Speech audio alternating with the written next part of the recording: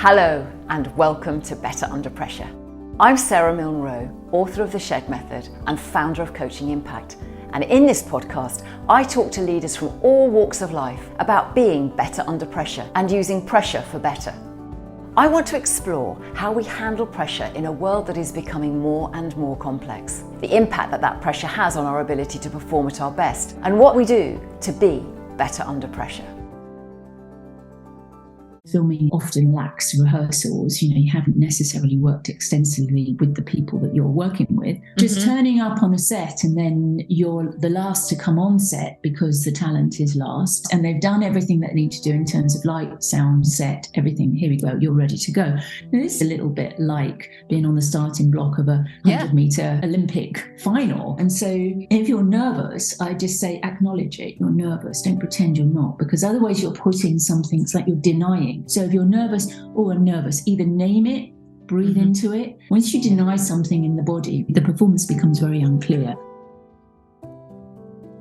Today, I'm talking to Amanda Brennan, a coach and trainer of actors in film, television and theatre.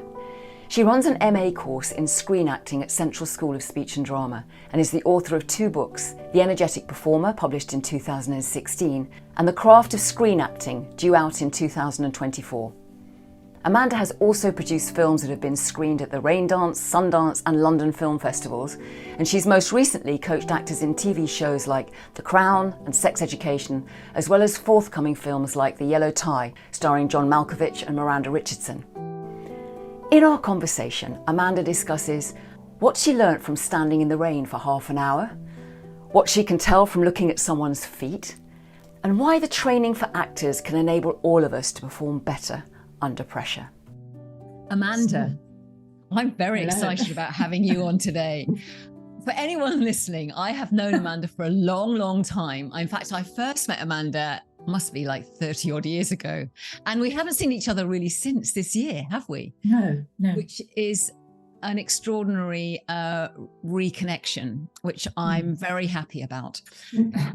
So when we met, I just thought, well, you'd be such a fantastic guest to come and talk about and sort of go into a bit of depth on pressure, because you deal not only with, I'm sure, your own, as we all do, but also you deal with many individuals in the performing arts world. You coach them, often with all sorts of things, but particularly, I'm sure, pressure.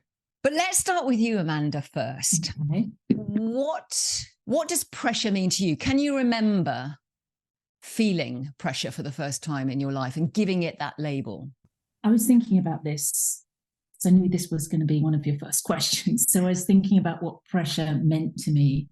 And obviously, it's linked to anxiety, and it's linked to, for me anyway, when your sort of natural state sort of changes, heightens. So anxiety, fear, all of that. And I was thinking about when I would say, I don't think I would call it pressure at the time, but looking back, going quite a long way back to being probably about 9, my family and I lived in the north of England until I was 7, and then we moved up to London. And my parents, strange as it might seem, I don't really think they had a plan, to be honest, because they didn't have jobs to come to. We just moved to London.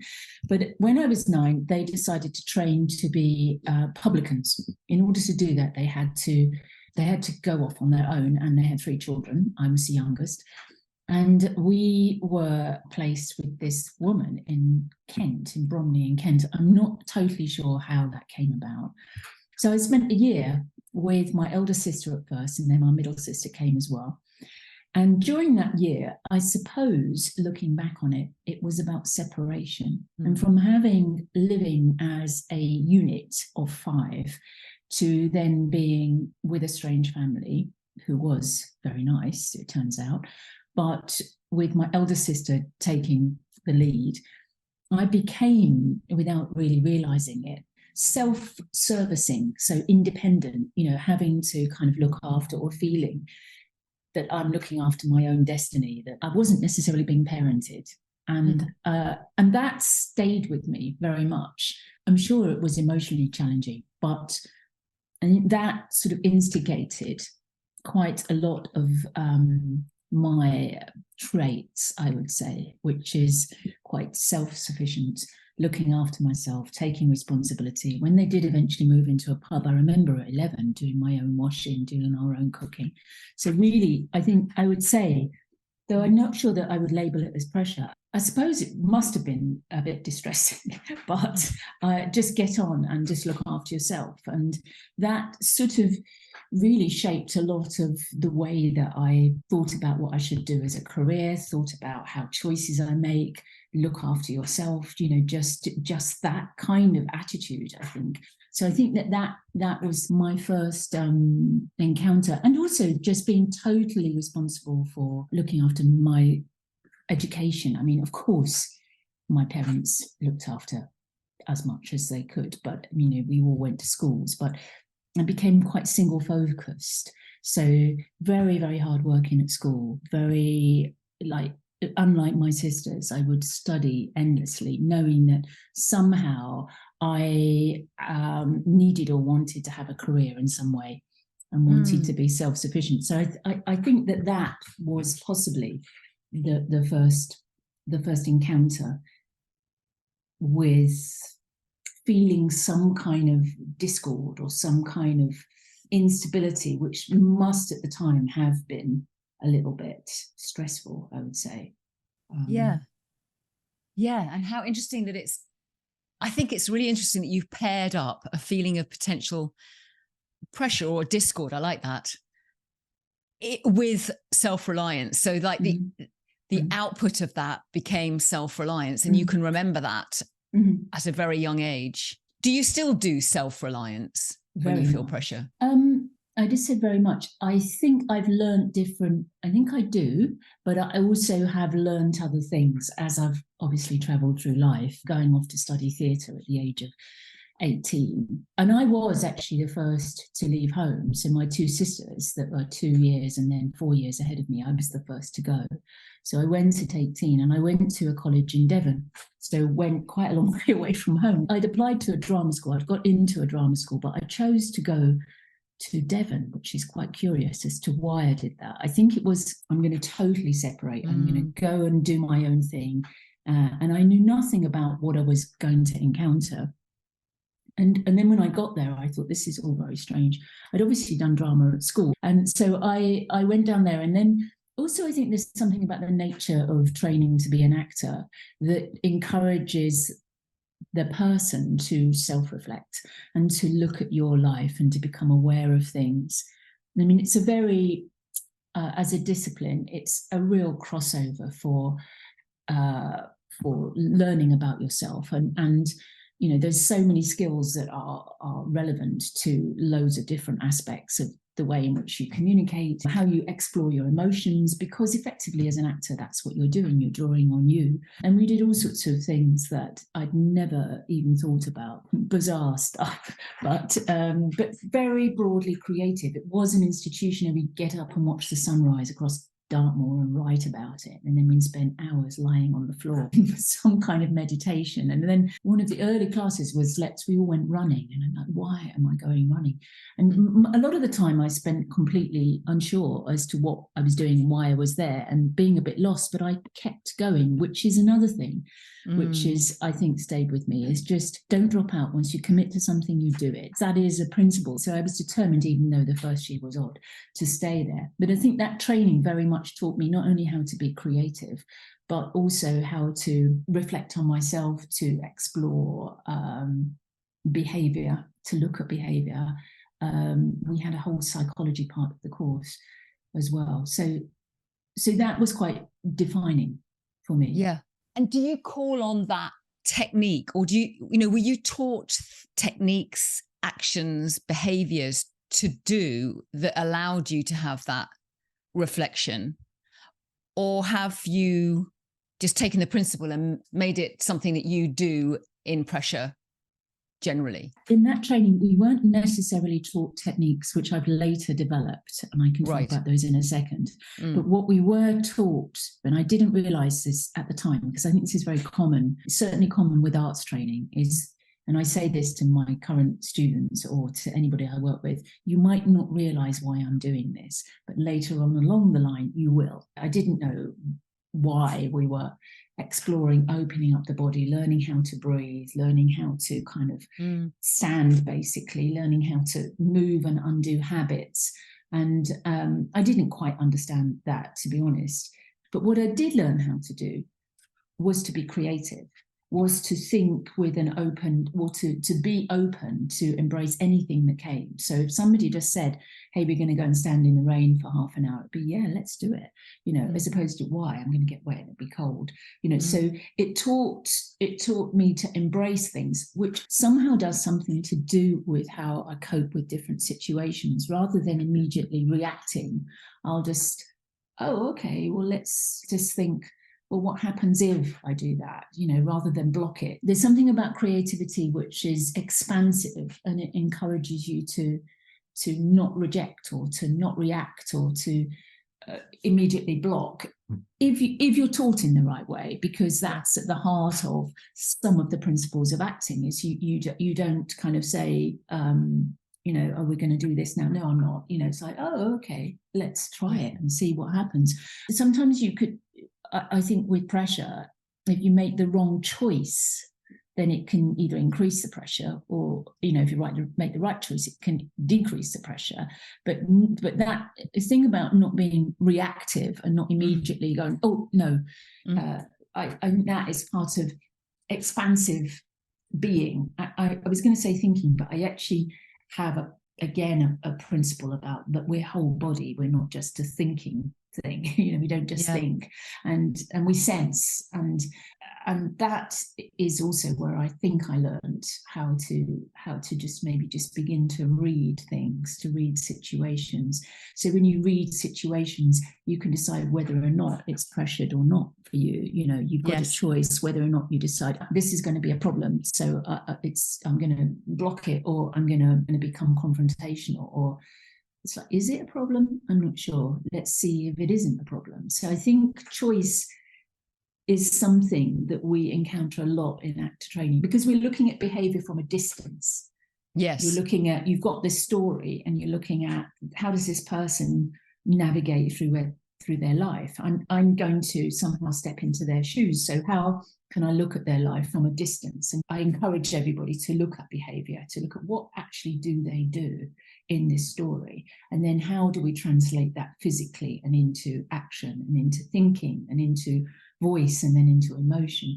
But it is that need to actually look and think, oh, that seems like that's what's happening there, does help. So now when I lead situations, or I'm in the classroom, or I'm coaching anybody, one of the things that you're doing is reading behavior and thinking, how do I respond to that? And we have always got a choice. That's one of the things that acting has very much taught me. You can, and I believe this, that you can make a decision emotionally whether or not you go down in one path or not.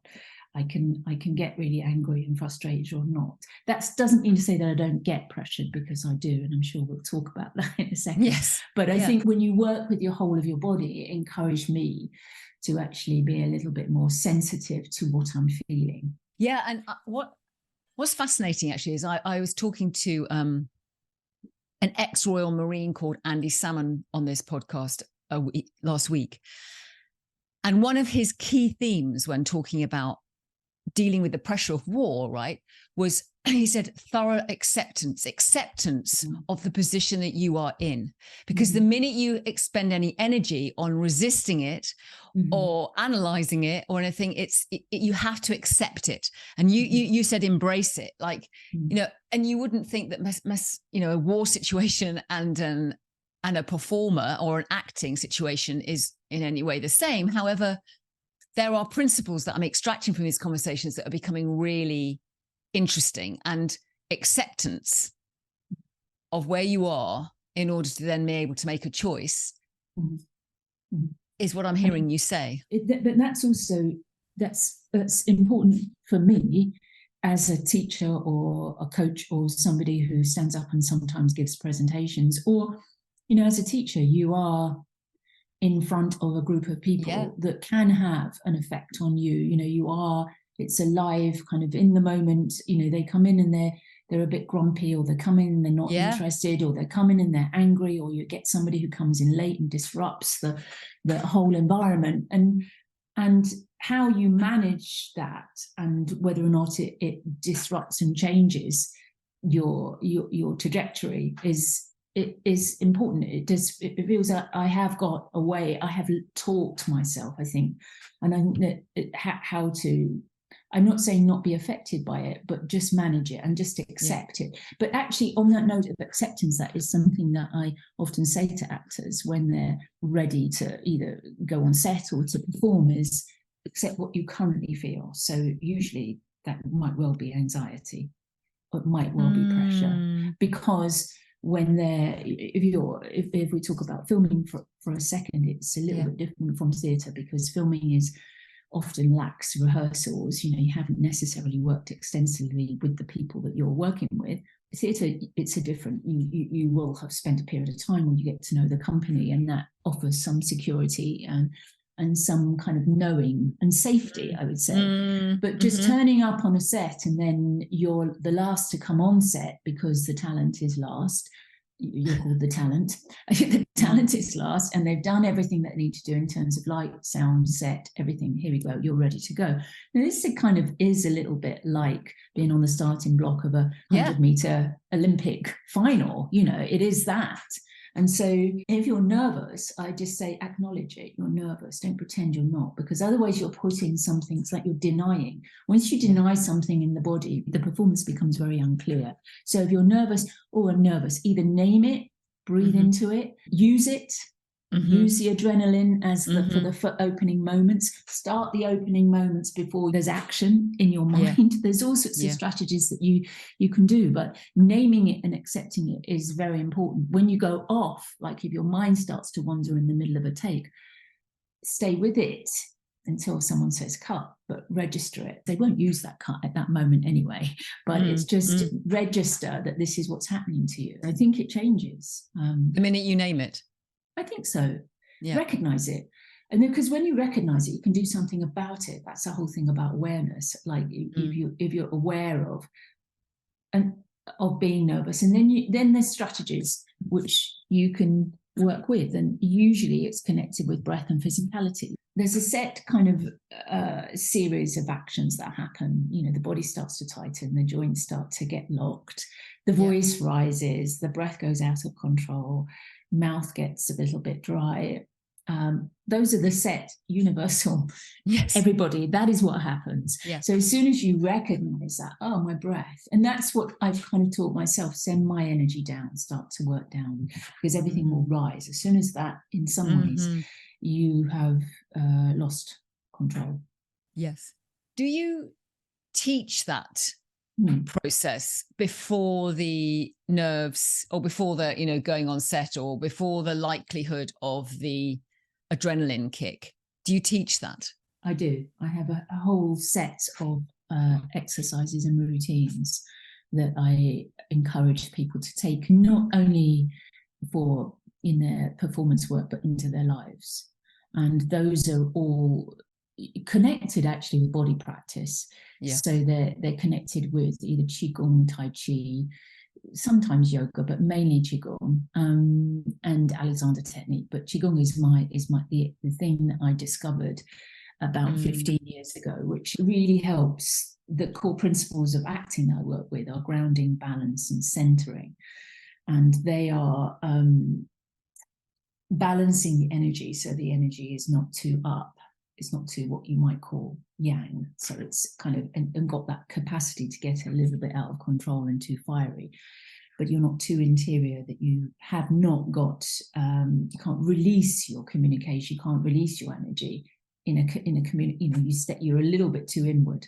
So balancing that out, feeling stable and rooting yourself is something that I integrate into how I coach, how I teach, how I do anything with anybody. It's the singular thing. I often work with people that have been acting for a long time, They're very good actors. They have skills, but your body can go out of tune. This is for all sorts of reasons. Yes. An event happens, which is nothing to do with your performance world, but be it, I don't know, a difficult relationship, a death, a lack of money, a problem, anything can happen that immediately throws the kind of finesse of your body out of tune. So there are tools that you can use for anything, really, that you just ground, send your energy. And for me, they were things that I encountered at Dartington, but at the time I didn't understand that. I'm trained to teach Qigong about 10 years ago. And so it's just about internal connection. It's about finding your balance. And I know, because I do it with myself, if I start to feel at all that my internal life is getting over anxious, heartbeat's going, my breath is going, I just immediately plant myself, say, breathe down, breathe down, breathe down, work with your feet. The chances are what might have happened is, in that instance, that you move backwards, or you lose connection with your feet. So strangely, as it might sound, working with that balance and that connection to the floor, working to breathe down, working to center yourself, it is an absolute tool for any situation. When you work with the body, you have to recognize the fragility of that, because people will arrive, and again, this could be someone in a class or an individual, and immediately I might assess the body immediately and think, oh, there's something going on there that's interesting. They're a bit locked, or there's something. Usually it's a physical cue. It's nothing to do with them speaking. It's physically, that's interesting, that body's interesting. We start with those principles regardless before we start to look at acting. This is what I do, and I just say, trust me, this will serve you. When you open up the body, there are possibilities that your emotional life or your emotional expression, or that you feel things that can be overwhelming. So a typical area is the diaphragm. As soon as you start to kind of work with the diaphragm, or you work with slightly readjusting people's usual postures, then there is a danger that you can sort of open up the floodgates, so to speak. So the diaphragm is a very important area, which I focus on a lot in acting. It's not only to do with breath, but it's perceived to be like an emotional center. So it is an area where there's a kind of collision of points from the central nervous system. It's a plexus point. So once you start to sort of open it, then it is a little bit like undoing the kink in a hose pipe. So it is really important to, as someone who's looking after the person, to have some responsibility, is to teach resources for that. So to say, just ground, just this, if you feel that, then you just ground. So that's another thing that I incorporate into the training, is just to say, you do have resources that can help you modulate how you feel. And if that is being overwhelmed, or is feeling all of a sudden a little bit upset, then those resources will help. This is so relevant for people that are in organizations as well as people that are performing. And it's like any human being, really. I love your phrase about the body's out of tune. Because what would it be like if we started meetings just giving a moment of pause to just look at the body of everybody around the table, or everybody in the room, or just allow each person in that situation to just tune in to their body. And this groundedness, I remember working with a woman once, and the big difference for her, when she had a particular individual that really she found incredibly challenging in meeting situations, just putting her feet, grounding her feet on the floor and feeling the floor under her feet was like a deal breaker in terms of her ability to take back control of the situation. And no one knew she was doing it, but it was just her own little practice of making sure that she could feel the ground very solidly underneath both feet. I mean, that's actually one of the things that I notice a lot. If someone feels uncomfortable, I often look at the feet. If I'm watching a monitor and I can see something happening, I'll think I know their knees are locked, and I know their feet, they've changed their balance through their feet, that it's on the heels or too far forward or lifted, or if they're sitting down, their feet are not on the floor. I can tell by looking at the face. I mean, if you lock your knees on a close-up, you see the tightness around the muscles in their face. They become really noticeable. Now, sometimes that physicality is necessary or useful for the character, of course. But start with you, and then make the transition, and then come back to you. Make sure you come back to you. That's really important when you're working with emotional volatility, which you might be doing in a scene. That's the thing about acting, it does take you anywhere. But you coming back to you is a safety mechanism, be that grounding, or be that regulating your breath, or be that having a shower, resetting your body, because your body, physiologically, your body has responded as if you're taking yourself to that situation, your body has responded as if you are in a war zone or being attacked or whatever. It is responding, even if you are somebody that don't necessarily use your own memories, and you work more with the imagination. When you're sensitive to your body, you know that it is feeling whatever you're supposed to be feeling in that situation, whatever you usually feel. So it's, again, these strategies are useful for I call it resetting. So it's just coming back, just taking a moment and just resetting, and having that as part of your routine. But what you said earlier on about in a meeting, I felt that so many times in meetings that I've been in, actually, when I've been working in performing arts institutions, and just thought, hey, listen, this is what we all do, but actually we're not paying attention to what really is instinctive for us. Let's just take, because often that might be perceived as a little bit arty-farty or a little bit hippie, and it's really not. It just is a real help to kind of open the space, if you like. And I have a thing when I work with a group, is where we just take a minute at the start of the session, where usually we sit in a circle and we just be in the circle. And it might only be a minute, but it's just land and be in that circle. If you're not in that circle, I say, are you going to join us? And they're like, well, I'm joining us. No, you're not in the circle. You're sitting out of the circle. Come in. Do you not want to be here? And they're like, yeah, well, come in then. And it's just those things help to hold a group. In theatre or film, you're always working with different groups. Yeah, you're working with a group for a short period of time. It might be a weekend. It might be 5 months, and that each group has a different energy. So how do you find your place in that energy? On set, I'm not in a leadership position, but it is very, very interesting to go into different environments and just think, oh, this is a dysfunctional environment.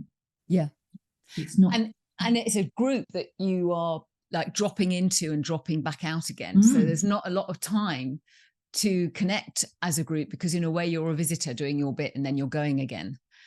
And I think, this has got so much relevance, because I think a lot of us are dropping in and out of different groups. How do you bring the whole of yourself in a way that is authentic and you in those moments when actually you're not there maybe very often? How do you do that? That's before you put a layer of acting the character on top of it, right? What you're saying here is really helpful, just in terms of this whole grounding and taking a moment to be. It's also observing how you are affected by the environments, and just not letting an environment which maybe is chaotic to overchange your energy. Again, accept it. Oh, this seems a little bit frantic. Am I going to get caught up with the franticness, or am I going to stay and just be where I think I need to be in this situation? And usually it's that. It's let's just stay calm, in touch with the person. I'm often working with one person, and so that's my focus. My focus is that person. Are they okay? They're not going to be again affected by the kind of often chaos, or often maybe personalities that might be being over controlling. There's all sorts of different energies. You know, when you've got 150 people in one place, there's different energies going on. It's obviously when it's smaller, when it's something that I've produced, because I produce quite a lot, and I'm on set, and then I choose the people carefully if I can, and just say this feels important, that we're not shouting at each other, or we're not losing our minds with we're running out of time. And the way to do that is preparation, you know, and very often we're under time pressures, and the time pressure to get something shot and completed. And there's so many situations where you think this is not realistic. There is no way this amount of scenes are going to get shot in this day. It's not happening. And that's poor planning. So if I had the control over the planning, I'm realistic as to what can be done. But very often I don't, because I'm going in just as often to solve a problem, or the actors ask me to be there. It's to support them. And it's quite a lonely experience in that supporting. It's just making sure that they feel they've got somebody that they can just be with sometimes, and just come back and say, hey, listen, you know, that was interesting. What just happened? Why don't we try it in another way? Or how's your breath? Or how are you feeling? Or whatever, those kind of things, which are often forgotten, actually, that we're dealing with an element of again, fragility. And what I love about this is it's like the original meaning of coach is that you've got somebody in real time with you in the real situation, coaching you to manage the situation as well as they possibly can. If you're lucky, you know, because it's not necessarily widely used on sets, unfortunately, you know, even with young actors. And that's unfortunate. I know it might be a cost factor, but if you work in sport, or the work that you do, Sara, in big teams, you could really see the benefits of it. But in the arts, it's not as used as perhaps it could be. Yeah, but you say that, but often the work that we're doing is in a 1 or a 2 day event that is about, you know, leadership, or it's about, you know, getting clearer on the strategy. And it's been sort of isolated. What I think is interesting is that often we feel we could add even more value if we're in real time in the actual day-to-day pressure that these leaders are operating under, and you're literally there by them, like you are with your actor, going, how was that? What happened there? Right, let's shift this, let's fine-tune that, let's do that. That is the essence, in a way, of being a coach to high performance. Yes. Because you can't sort of do it in isolation. I mean, you can, I think what you're saying is you can, and I've heard this a lot, and it was the same when I was speaking to Andy Salmon as well, there's a drill that you can do outside of the pressure situation that you can train in, and you can drill, and you can get familiar with it, because in the pressure situation, you've got so many other chemicals running through your body and all the other environmental challenges that are going on around you. It puts anything that you think you know under pressure in itself. And with an actor, of course, you've got a whole load of script that you're remembering, as well as managing yourself and everything else. So I think to have this idea of a drill that's going to go on to enable you to be better under pressure, that you can go, right, I'm embracing that. I'm taking a moment. I'm going to pause. Oh, my body's not quite in tune. What can I do? Oh, I know I need to ground it because I've been taught. I know how to do that. I think many, many people that we work with in organizations miss that. They haven't had that opportunity, and they're dealing with massive great pressures, and the training or the drill or the sense of experimentation that might enable them to work on the practice that's going to best serve them in those moments is missed. And I think that's partly the interest of doing this podcast, is to understand from various different experts, you know, how do you do that? You know, if someone's listening to it, how do you do it? And I just wanted to say one thing that I think is so fascinating with what you're saying is I often hear, particularly when working with people in organizations on presentations, oh, Sara, I don't want to perform. I don't want to, I need to be myself. I don't want to pretend I'm somebody else. And actually what you're so beautifully brought something up for me when you were talking about the actor's role is to go between what's happening with themselves and the character and check back in themselves. So it's not like they're not being themselves at all. Themselves are absolutely part of the authentic performance. Absolutely, because they're using their own body. You can't. Yeah. No. You can't not. So there's a debate in acting about how much you use your own personal experience. In my opinion, you can't not. Even when you start imaginative work and you say, okay, everybody just think about a beach, you'll think about a beach that you've been to. There's no doubt. And then you'll start to shade and bring the imagination in. But at first, you deal with your own references. But yet having a rigor about and strategies and resources that you can do, I think is a real help. It's like your toolkit, your toolbox. Yes. We often talk about a toolkit in acting. If you've got a toolkit, I think it gives you confidence. It's not like you're, oh, I don't know what I'm doing. No, always know what you're doing, and always know that you know what you're doing. Even if you actually don't, that's also, know what you're doing, know it, and just say, I feel okay about doing this. That's the premise that I always work on, that I will know more than I know what I'm doing. And that comes from planning, it comes from knowing your topic, it comes from always thinking there's more to learn. When I wrote my first book, I started to read a lot about biology. I went on a whole 2-year training course on anatomy and physiology that craniosacral therapists do. At one point I thought, oh my God, that's so interesting. I think I want to go and do that. I don't even want to train actors anymore. But it just taught me also, we never stop learning. And if you think you know it all, then you're really onto a loser. So it's just thinking I'm learning from working with each person. But I usually start all my sessions in the same way. And that's not because I lack imagination. It's because this is the rigor. We start with your body. We start with how you feel. We start with connecting in with your breath. We start with working out where your balance is, what's your thoughts like? Are they racing, or are they slow, or is there parts of your body you can't feel? Are you in the present? Are you in the past? Are you in the future? Where's the mind? When we look at a script, I'll say they're in the past, present, or future. What's this thought? Oh, they're talking about a memory. Well, they're in the past. Okay. So, once you start to understand that the mind navigates itself like very, very quickly and can very easily get out of sync with the present. Yes. So learning, just saying I'm present to who I'm speaking to, but I have gone into the past for a second. Oh, then now I'm coming back to you. And it's milliseconds, because I work with the idea that each thought is a beat. So I work quite meticulously on thoughts, because on camera you can see there's a detail in that. And so, if you stay with your thoughts and you think, oh, I've gone off. Okay, well, how can I come back? I'll come back. And that often happens in presentations. It sometimes happens in meetings. It sometimes happens in ordinary conversations. Yes. But if you're in if you're in a situation, then also just again recognize that. Oh, I've gone, come back. Yes. And that's quite useful.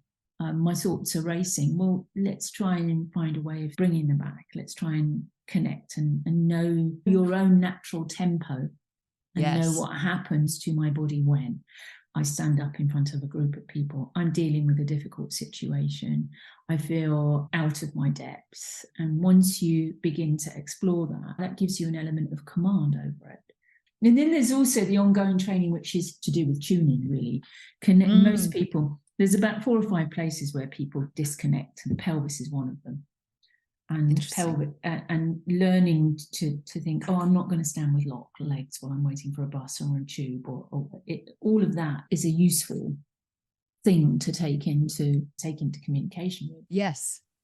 So interesting you mentioned the pelvis. I mean, I've had a real journey connecting with my pelvis. Like I had an experience where I could really feel my breath down in my pelvis, and the freedom that gave to what I wanted to say, what I felt about the situation was incredible. Mm. And I now have a mantra: get into your pelvis. Mm. But when you say that to people that are not familiar with body practice or acting, they think you're absolutely bonkers. Let's just work with the pelvis. Why? Even sometimes we say, can we connect into your breath? If I've worked, because I have worked in a similar way to you with people that are, in business, there is sometimes that, I don't know, I really don't know what you're talking about, connecting to your breath.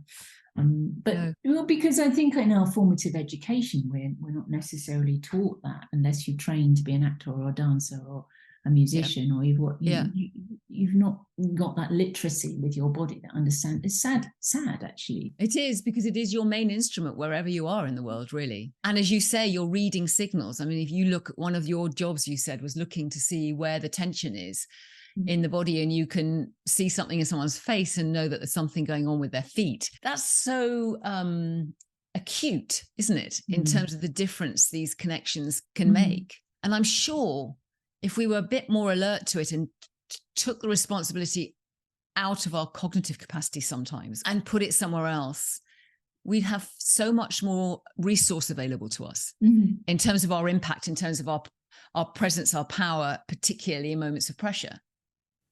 Absolutely. For an art that is so often associated with scripts and words, I'm really inspired by how much attention Amanda pays to the energy and body of the performer. She said something that really resonated with me. Once you deny something in your body, then the performance becomes very unclear. Gosh, this rings so true whether you're an actor or not. We've all heard people speak who are saying very helpful, possibly inspiring or even profound truths if they were written down, and yet for some reason we just don't believe them when they're speaking. It feels out of sync on some level. We all have moments in our days and weeks, regardless of our profession, where we're performing and need to have our energy balanced and centred. I think noticing where your energy is in your body is an increasingly vital daily practice, whatever we do, whoever we are. So here are a few things that Amanda shared which I feel are worth reiterating. 1. I love that she notices what people's feet are doing to understand how they are feeling. So bring the energy down to our feet, literally. Feel whether we're on the front or back foot in moments of pressure, or whether we're tilting forward or leaning back on our heels. And instead, take time to feel grounded across the base of the whole foot, connecting to the floor, rooting ourselves, unlocking our knees so that we can unlock the tension in our jaw. Who knew? 2.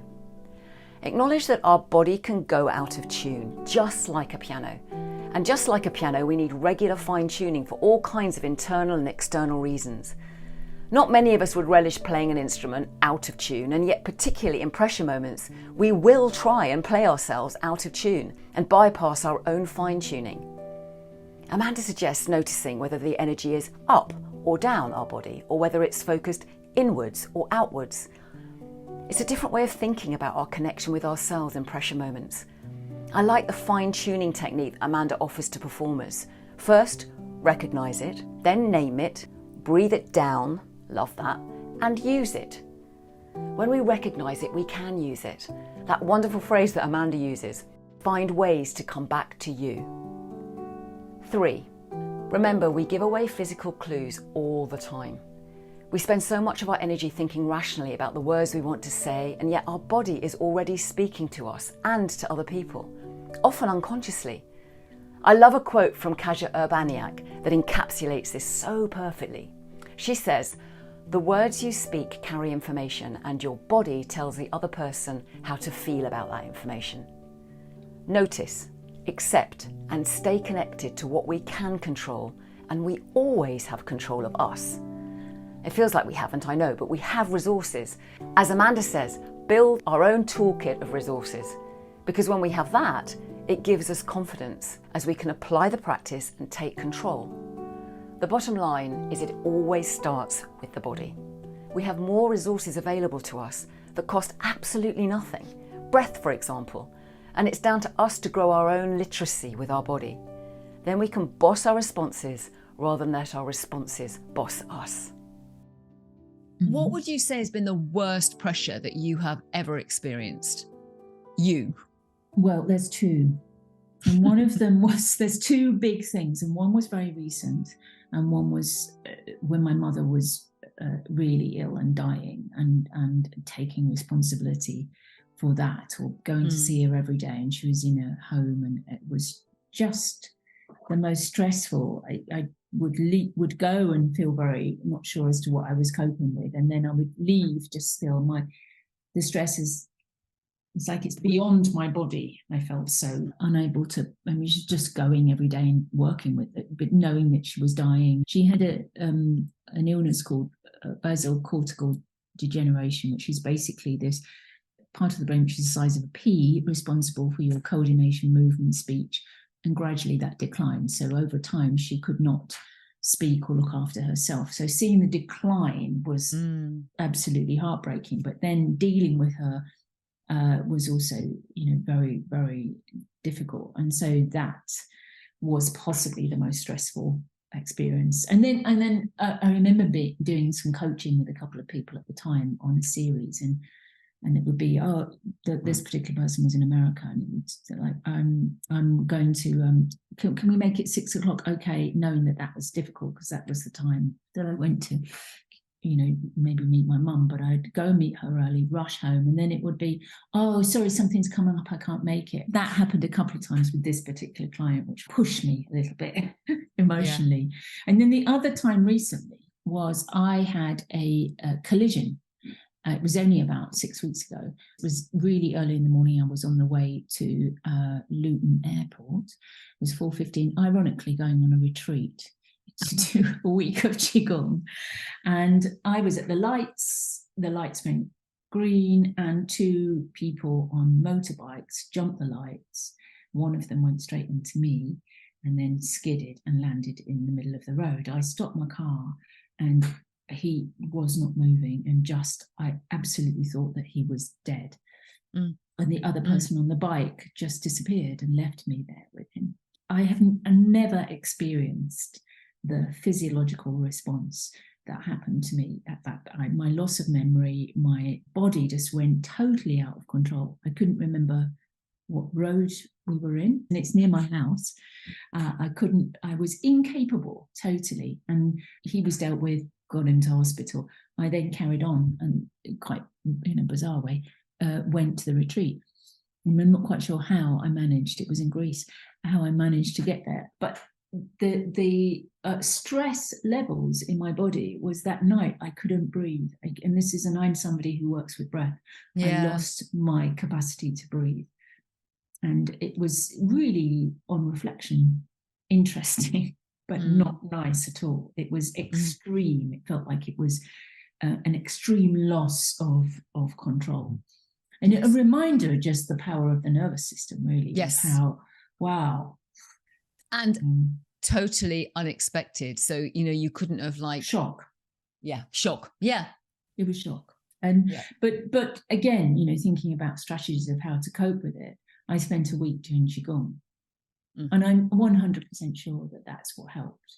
So working with the body, with movement, with breath, being able to recenter and realign my energy was, I think, is what helped me. Otherwise, you can see how something like that could even be turned into PTSD, because it was an extreme situation.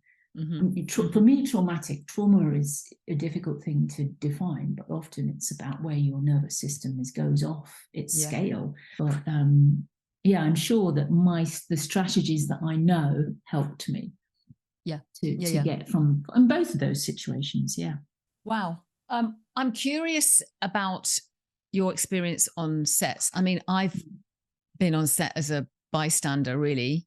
But it's what's always interested me is watching these sort of hundreds of people combine in on the whole, a relatively short, when you compare it with an organization, you've got a project, it's got a beginning and a middle and an end, and it involves a lot of people.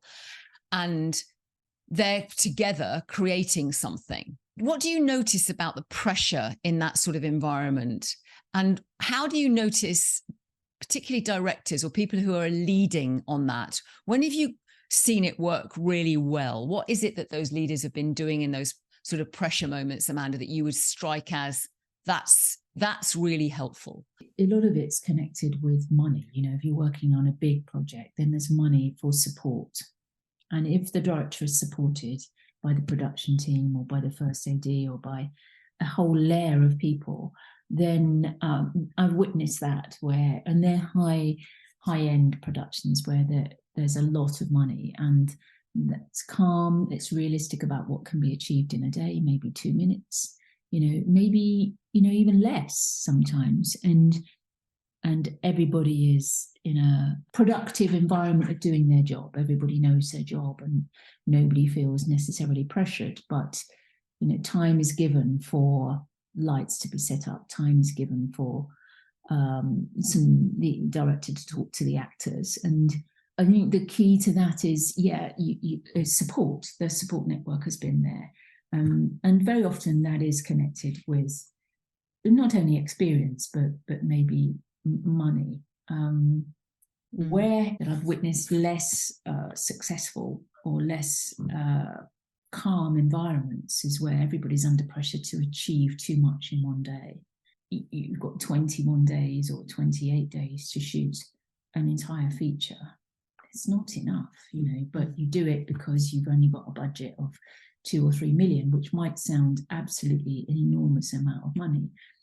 But in the scale of the amount of people that's being employed and the post-production and the production, it's actually really, really not a lot of money. And so that spiral of one person, be it the producers getting a little bit worked up to that, then has an effect on the director, and then the director is distressed with something, it has an effect on the whole team. And so the minute one thing goes wrong, and the more ambitious, when you've got a crane and you're in a street which has got ordinary people that live there, and so all of that adds to complexity. So I suppose I have been in environments where everybody's been rushed, and it's not good for anybody. All I can do in that situation, the last film I was working with the director mainly, was let's just come up with the solutions.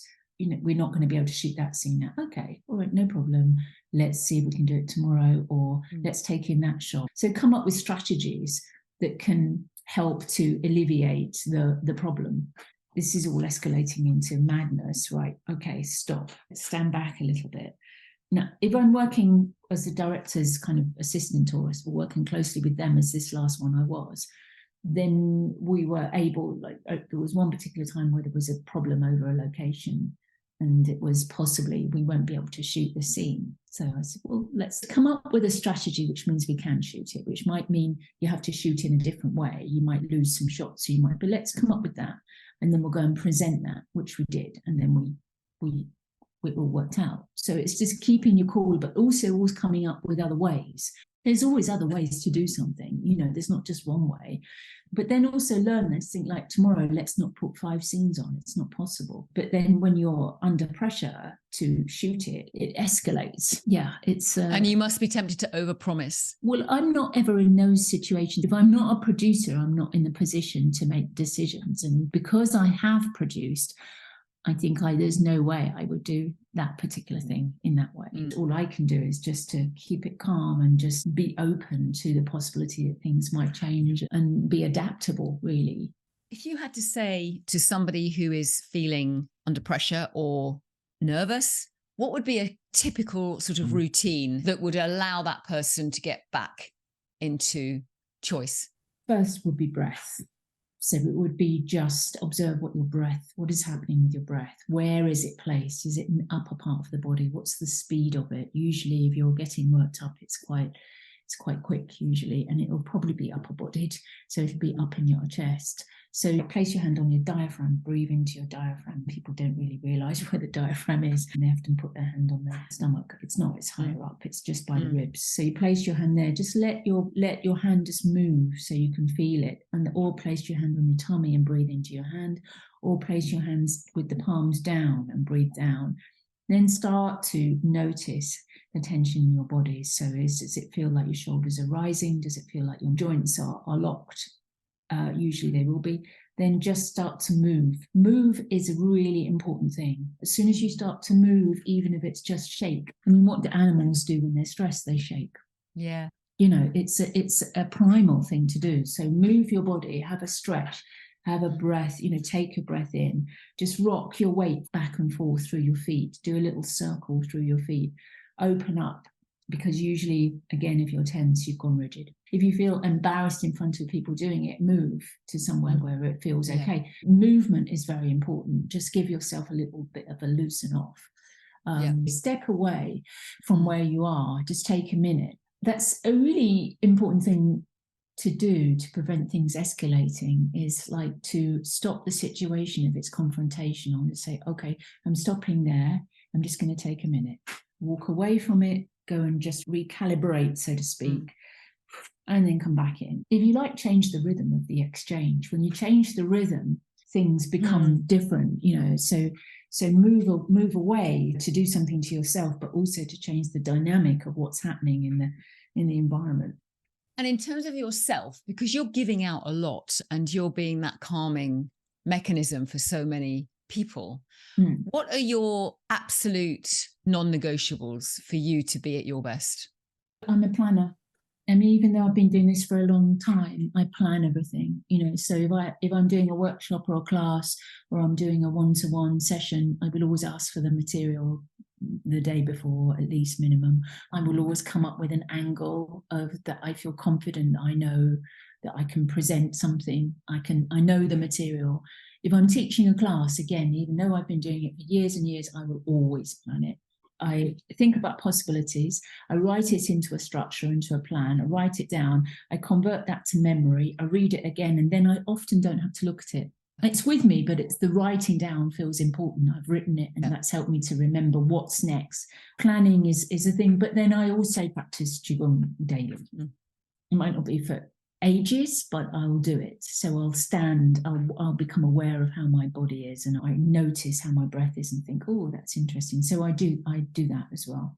Right. Would you, if it was an ideal day, would you do that first thing? Sometimes, you see, because I'm teaching, often I'm doing it with the people anyway. So I tend to, but it's very different because you're not focused on yourself when teaching. If you focus on yourself, it's very easy to go into some kind of meditative state where you forget that you're in the room with a group of people and get lost. So I kind of like don't close my eyes. If I close my eyes, I might have gone somewhere. So no, I don't have a regular time actually.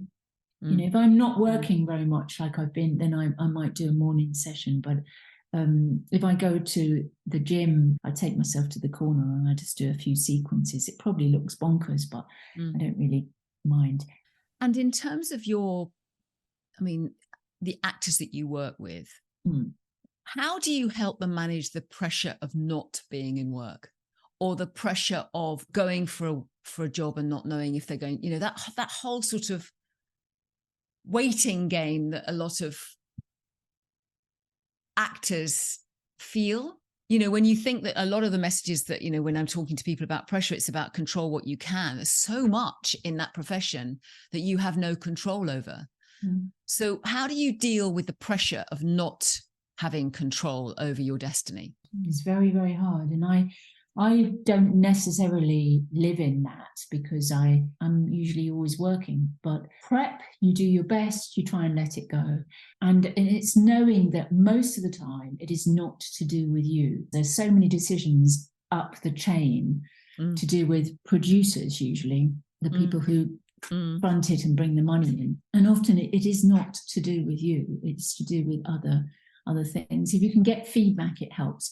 But I think it's also about trying to train the mind. All of us, I'm sure, have moments where some negativity, oh, it was me, I wasn't good, I'm not good enough, I'm the worst actor in the world. It's like, well, that can come across, but don't attach to it. Also being I'm a massive fan of praising yourself, being almost like in a mantra of I did that really well. I do it to myself, and I often say it out loud. Oh, well done, that was good. It's obviously when they've got someone to work with, it's good to have someone that says, well, that take was brilliant. And also be a creator, you know, create your own stuff. And we can't control this industry, but you can control your own creativity. You can say that you write something or do something like every day that reminds yourself that you're an actor, and that might be reading a script, it might be doing half an hour's training of voice or of movement, it might be connecting with someone, it might be going to a class. You remind yourself of that and keep your craft going up. it is very hard to get to the last one or two people and you don't get it. It is very, very hard because you don't get a medal if you're in the second. If you're in a race, you'll get a silver, but you won't. Yeah. And it's very, very hard to face that and, have a support system, of family, friends, and that's important. That it's your job, but there are other things that are really important in life, and being with people and not being so. It's important, it's what you do, but there are other things that you do that are also important. So have other pursuits, I would say. So it is a challenge. Every year I start with a new group at the drama school I work at, and I think, they know what they're entering into. And it's just to be a creative artist, and creativity means that you might get rejected, but then keep going. Just think it's self-belief is very important, that you are good at what you do. You have to believe, to a certain extent, you do need to have an ego. Which is why your whole thing about telling yourself when you've done something good, to counter the negativity, the fleeting thoughts, you have to have something that's concretely in opposition to it, like reminding yourself what you've done, banking your successes, it has to be a deliberate practice, doesn't it? But it has to be trained, letting it go, let it go, let it go. It's just, okay, it doesn't really matter. Well, it does. No, it does today, but tomorrow it won't. So let it go. But feel the distress and the upset. Feel that, because that's important. But then let it pass and onward. What's next? That's really vital. But that comes with live in the present rather than, what if I'd have done that? Went in the room and they didn't. You don't know how people respond to you. You could say that was terrible, but you don't know that it was terrible. So until someone says, actually, that really was terrible, you don't know that it was. So you just have got to, you prep. You do as much as you can to be as good as you can. How do athletes get as good as they do? They work so hard because the competition is so furious. And when I've worked with people that are really good at top of their game, they don't drop it. They're still working.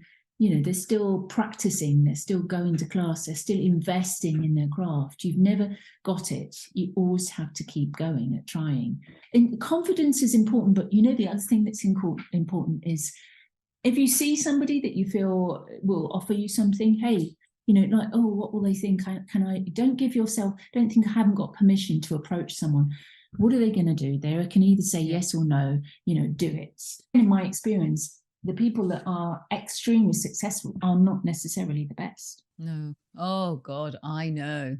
So, be confident and think I'm self-reliant. I can only deal with myself and say, you did a good job then. Yeah. So great, I've done what I can, maybe next time. What you're saying, what you remind me of, confidence is an output, it's a result, isn't it? It's not something that you can imagine. Confidence comes from doing something. So you need to recognize what you've done in order to be able to. That's true, but you can behave in a confident way. If you're an actor, you can say, like, I'm not really, I'm absolutely shy. I'm like a mouse. But actually, when I'm going in to meet those people, I'm pretending to be like the most boldest person. Yeah. And that is attractive. Neediness is not. We all know that from being human beings, that, someone's needy. It's not. Yeah. Most of us would reject neediness, but boldness and success is, a la Tom Cruise. It's attractive and people like it. And it means, and it might not be true that you are the best actor, but actually you walk in the room and you can convince somebody by your behavior. So pretend you're confident, go in there and pretend and just be that person who physically walks in and says, this is my job. Yeah. I'm going to go in and take it. Oh, I have a question. What would it be like for you, and I'm asking myself the same question here, if you took up Amanda's challenge of doing something every day that connects you to who you are, to what you truly love doing? She mentioned how important it is for an actor to be a creator and to every day actively choose to do things that remind themselves of exactly that they're an actor and a creator, to train the mind to deal with the uncertainty when their success is so often dependent on things they can't control. I would say that many of us can relate to that in various ways. But if you're listening to this and you're a leader, what would it be like to commit to doing something every day that reminds you of the leader that you want to be? And I'm not talking about the day-to-day tactical and strategic choices. I'm talking about the identity and legacy part of your leadership. Sometimes the pressure of uncertainty can be released when we focus on the energy of personal purpose and legacy. That's something we can control. And the thing is, it has to become an intentional practice.